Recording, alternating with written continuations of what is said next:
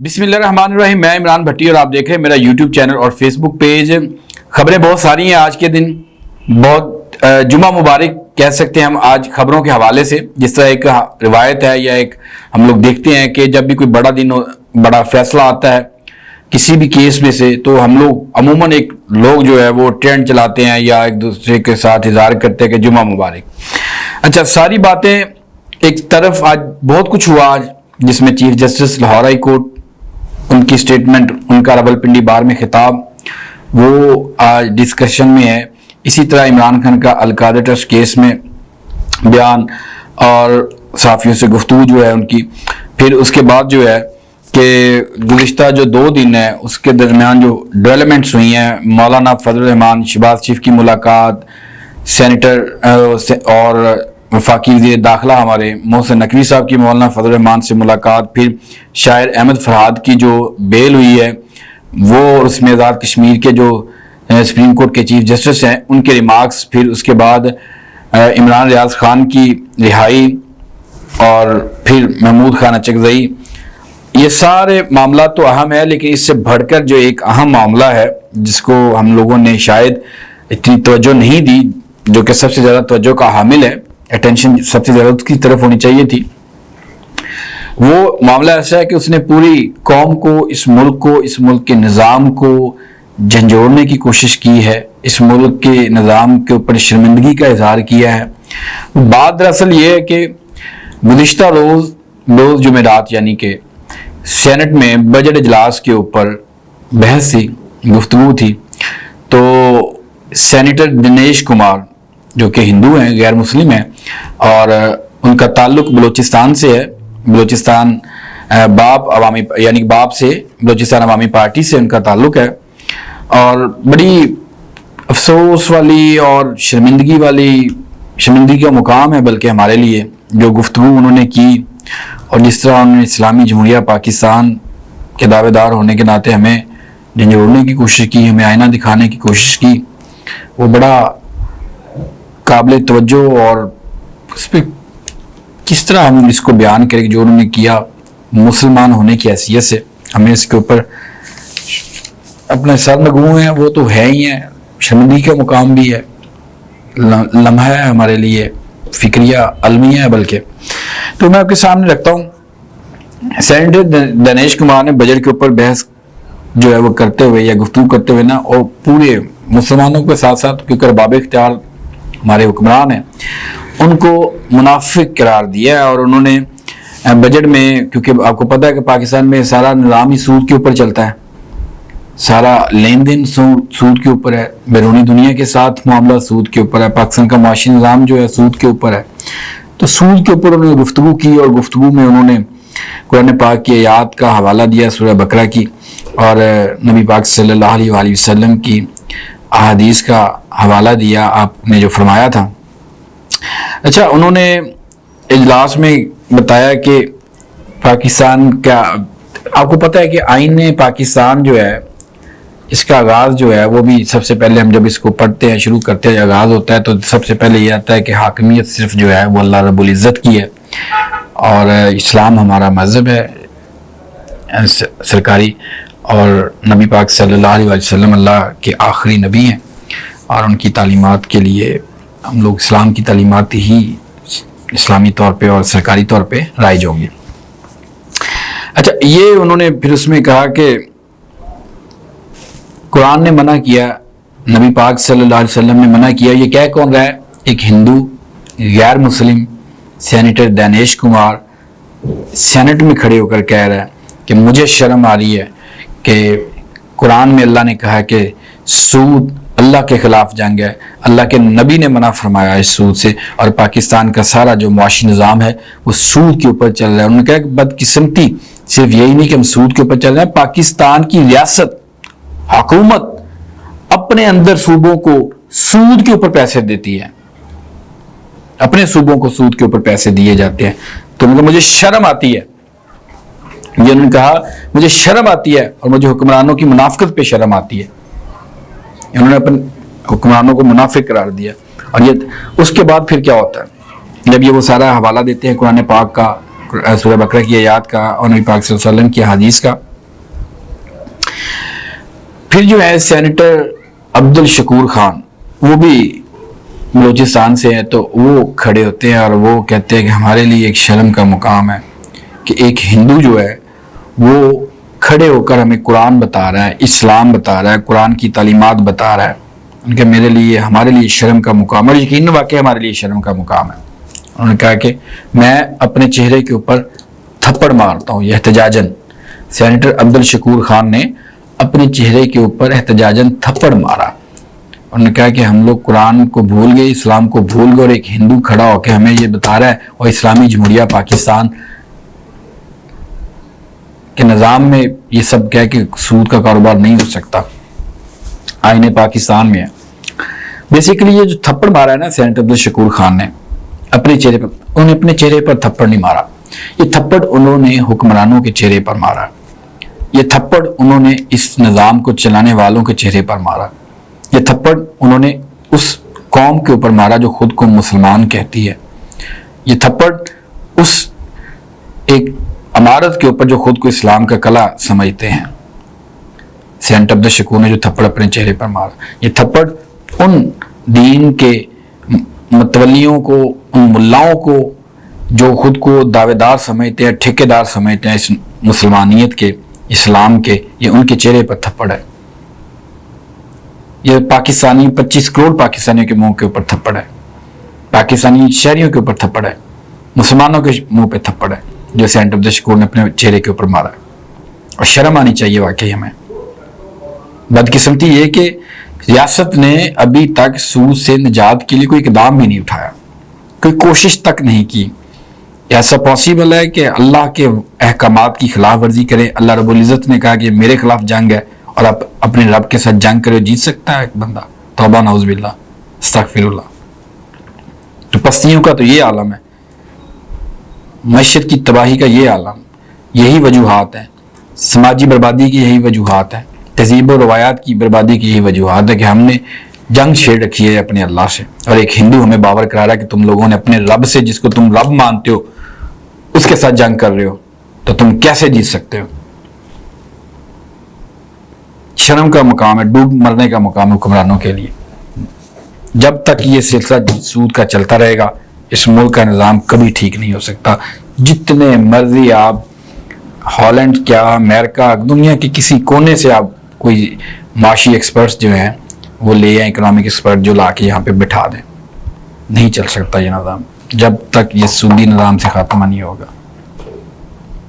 Senator عبد الشکور نے بھی افغانستان کا حوالہ دیا.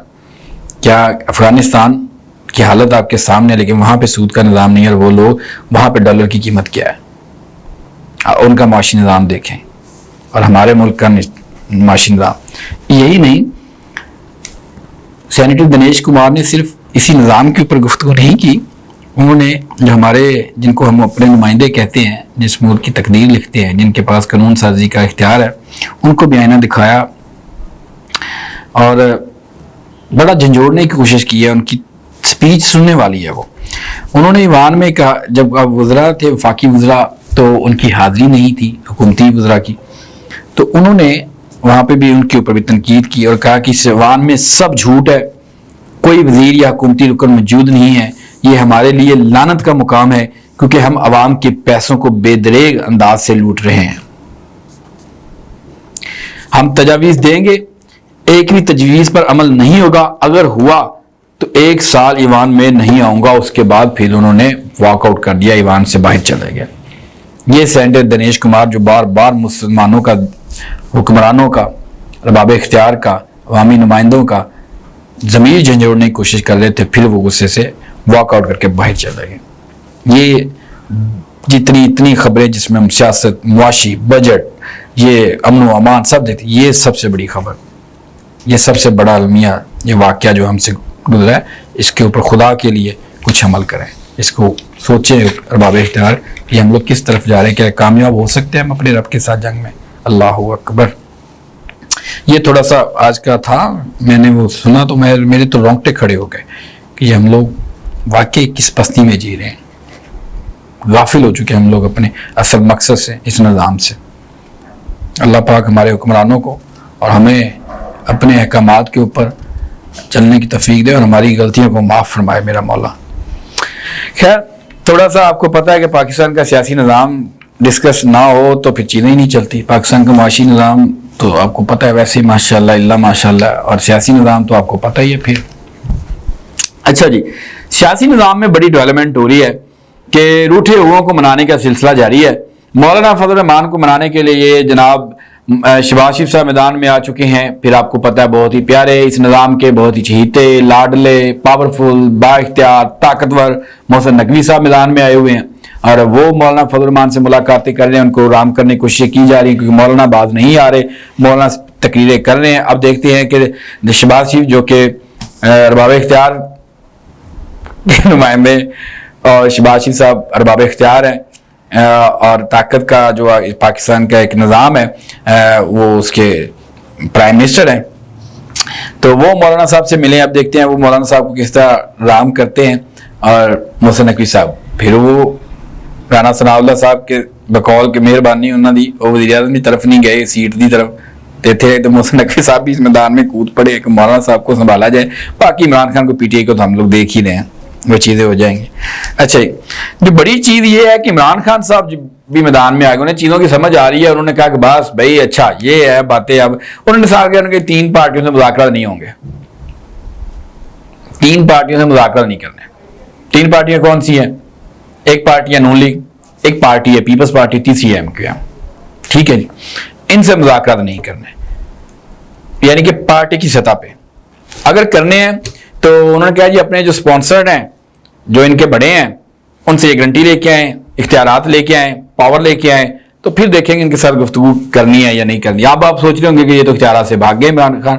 مذاکرات سے بھاگ گئے ہیں، پیچھے ہٹ گئے ہیں۔ بہت سارے لوگ اس پہ سوال کر رہے ہوں گے، جواب ڈھونڈنا چاہیں گے اور تنقید کر رہے ہوں گے پی ٹی آئی کے اوپر یا عمران خان کو بھی اسٹیٹمنٹ کو، کہ عمران خان پہلے تو مذاکرات کی طرف آئے، کیونکہ عمران خان نے مذاکرات کا آغاز اس وقت کیا، پہلے کہتے رہے، لیکن جب سپریم کورٹ کے ججز نے کہا، جیسے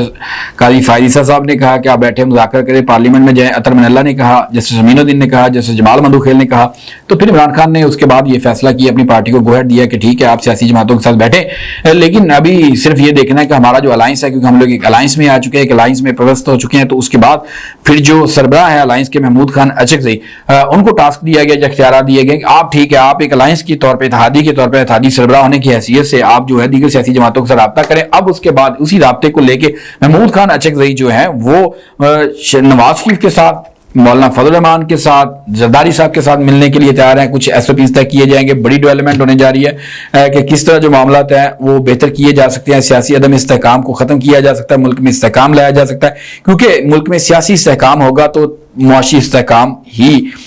پاکستان میں اس وقت آئے گا۔ ادروائز جب تک سیاسی استحکام نہیں ہے تو معاشی استحکام کے لیے تمام جو کوششیں ہیں وہ رائے گاہ جائیں گی۔ تو چند دنوں میں محمود خان اچکزئی جو ہیں وہ آپ کو نظر آئیں گے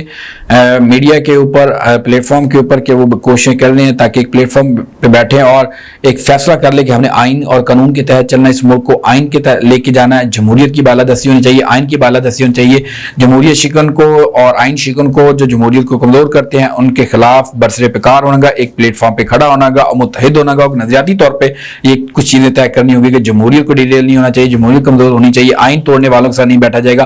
آئین کی خلاف ورزی کرنے والوں کے خلاف جو ہے وہ سارے ایک محاذ پہ اکٹھے ہوں گے۔ تو یہ جو محمود خان اچکزئی ہیں یہ اسپیشل ٹاسک ہے، یعنی کہ وہ پی ٹی آئی کے انفرادی طور پہ نہیں، اتحادی کی حیثیت سے وہ ان سے ملیں گے اور جو ہے وہ اپنا ایک لاہ عمل طے کرنے کی کوشش کریں گے۔ بظاہر چیزیں بہت سی نظر ہوتی آ رہی ہیں، ڈیولپمنٹ بہت ساری ہو رہی ہیں۔ اسی طرح chief justice Lahore high court جو ہے انہوں نے راولپنڈی بار میں خطاب کیا اور کہا کہ اسٹیبلشمنٹ جو ہے وہ عدلیہ میں مداخلت کر رہی ہے، اور مداخلت کا جو آغاز ہے مولوی تمیز الدین کیس سے ہوا تھا، اور انہوں نے کہا لیکن ہم نے ڈرنا نہیں ہے، جھکنا نہیں ہے، اللہ کے سامنے اللہ کو مد نظر رکھتے ہوئے ہم نے فیصلے کرنے ہیں۔ اور انہوں نے ساتھ میں امید کا اظہار کیا کہ بہت جلد جو ہے مجھے امید ہے کہ پاکستان میں جو عدلیہ ہے وہ آزاد ہو جائے گی، اور یعنی آزاد ہونے سے بعد یعنی کہ عدلیہ میں مداخلت کا سلسلہ جو ختم ہو جائے گا۔ انہوں نے کہا کہ جسٹس ملک شہزاد احمد خان نے کہ بے خوف ہو کے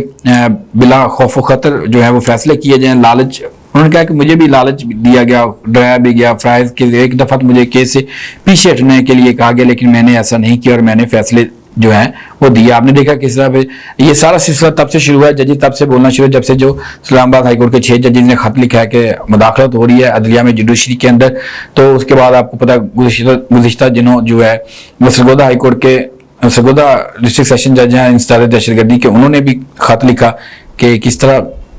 جو ہے وہ ان کے اوپر بھی دباؤ ڈالا جا رہا ہے, پریشر جا رہا ہے. تو اس کے بعد یہ ججز کو حوصلہ ملا ہے, جوڈیشری جو ہے وہ اب بول رہی ہے, اس کے اوپر سٹانس لے رہی ہے. تو ایک اچھی امید کی فضا نظر آ رہی ہے کہ پاکستان میں ادارے جو ہیں وہ اپنی اپنی حدود میں رہنے کے لیے اب جو اپنی ول دکھا رہے ہیں کہ اپنی حدود کا خیال رکھا جائے, کسی دوسرے کے حدود میں نہ جایا جائے, انٹرفیئر نہ کیا جائے. تو اسی میں ہی بقا ملک کی اداروں کی اور اداروں کی ساکھ کی. اچھا, دوسری جانب ایک اور بڑا کیس تھا اسلام آباد ہائی کورٹ میں بلوچ طلبہ کی بازیابی سے متعلق, اور اس میں جو جسٹس محسن اختر کیانی ہے ان کے بڑے اہم ریمارکس سے ایمان نظاری کے حوالے سے, جو کہ اس کیس کو فالو کر رہی ہے, بلوچ طلبہ کے جو لاپتہ کیس ہے. اچھا, تھوڑا سا مختصر آپ کے سامنے رکھتا ہوں. جسٹس محسن اختر نے یعنی کہ پوچھا جب اٹارنی جنرل سے, ایڈیشنل اٹارنی جنرل سے کہ کیا بنا وہ کیسز کا جو لاپتہ بچے. انہوں نے کہا جی عید سے قبل اور عید کے بعد میں آپ کو جواب دوں. انہوں نے کہا تو عید سے پہلے کیوں نہیں یہ لوگ اپنے گھر والوں کے ساتھ, اپنی فیملی کے ساتھ عید کیوں نہیں منا سکتے. تو پھر انہوں نے کہا جی کوشش ہم لوگ کر رہے ہیں, 95 میں سے تو 91 جو ہے وہ مسنگ پرسن جو تھے وہ ٹریس کر لیے گئے ہیں, وہ ہو گئے. تو ایمان نظاری نے بھی اس بات کی تصدیق کی. تو پھر یعنی کہ ایک بچے کا انہوں نے معاملہ اٹھایا کہ ایک بچہ جو ہے عبدالرحمان شاید وہ جو ہے ابھی تک لاپتہ ہے, اس کا کوئی اتا پتہ نہیں معلوم. تو پھر اس کے دیکھتے ہوئے جسٹس محسن اختر کیانی نے ریمارکس دیے, وہ بڑے ریمارکس جو ہے حوصلہ افزا تھے ایمان نظاری کے لیے. انہوں نے کہا جی مجھے یہ نظر آتا ہے کہ یہ لڑکی پورے پاکستان کی طرف سے کھڑی ہے. 95 میں سے 91 افراد لاپتہ جو ہیں وہ ریکور ہوئے. جس دن ان کے بیانات ریکارڈ کریں گے آپ کی آج حکومت آفیشیل پروسیکیوٹ ہو جائے گی.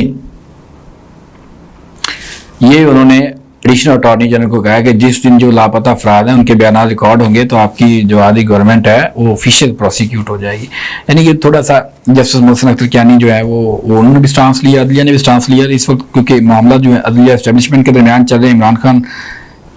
تو تیسرا فریق اس وقت بنا ہوا ہے, فرنٹ فٹ پہ تو یہ ایک محاذ کھلا ہوا ہے. تو امید کرتے ہیں کہ ادارے اپنی اپنی حدود میں رہیں گے اور ملک اور آئین کی بالادستی کے لیے اپنی ذمہ داریوں کو بخوبی نبھائیں گے. مختصر سا یہ اب وائنڈ اپ کرتا ہوں. بڑا آج جمعہ مبارک, آپ کو پتہ ہے کہ جمعہ مبارک تھا, تو آج عمران ریاض کی بھی جو کیس ہے اس میں بیل ہو گئی. عدالت نے جو آج بھی ان کو کیس سے ڈسچارج کر دیا کہ جب وہ حج کے لیے روانہ ہوئے تو اس وقت جب ان کو روکا گیا تو کیس بنایا گیا تھا ان کے اوپر کہ انہوں نے کار سرکار میں مداخلت کی, جس کے بعد جج نے ان کو جو ہے وہ اس کیس سے ڈسچارج کیا اور عمران خان رہا ہوئے. اس کے بعد شاعر احمد فراد جو ہیں ان کی رہائی بھی ہوئی ہے مظفر آباد سے. آزاد کشمیر جو ہائی کورٹ ہے انہوں نے, اچھا اس میں ایک مزے کی بات جو تھی, رہا تو انہیں کر دیا گیا, یعنی کہ ان کا آرڈر دے دیا گیا رہائی کے. جو ریمارکس ہے نا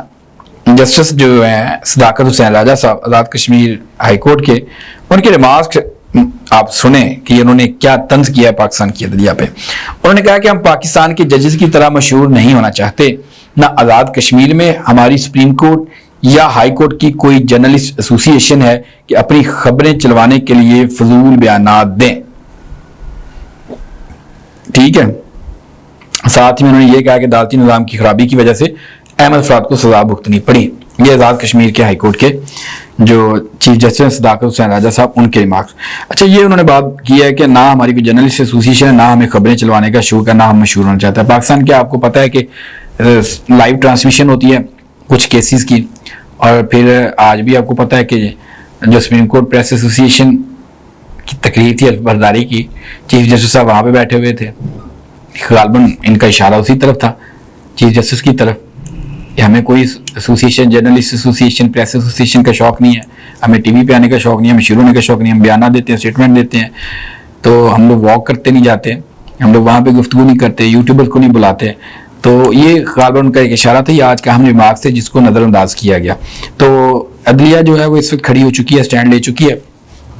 امید کرتے ہیں, دعا کرتے ہیں کہ اسی طرح ادارے جو ہیں وہ اپنی حدود کا تعین کریں اور ایک دوسرے کے جو باؤنڈریز ہیں اس میں مداخلت نہ کریں, تاکہ پاکستان کے لیے, ملک کے لیے, نظام کے لیے, انصاف کے لیے, معیشت کے لیے, سماج کے لیے, سب کے لیے اس میں کوئی بہتری ہو. اگر آپ کو میری ویڈیو اچھی لگے تو میرا چینل ضرور سبسکرائب کریں اور بیل آئیکن کا بٹن بھی ضرور دبائیں, اور اس کو شیئر کرنا مت بھولیے گا. اللہ حافظ.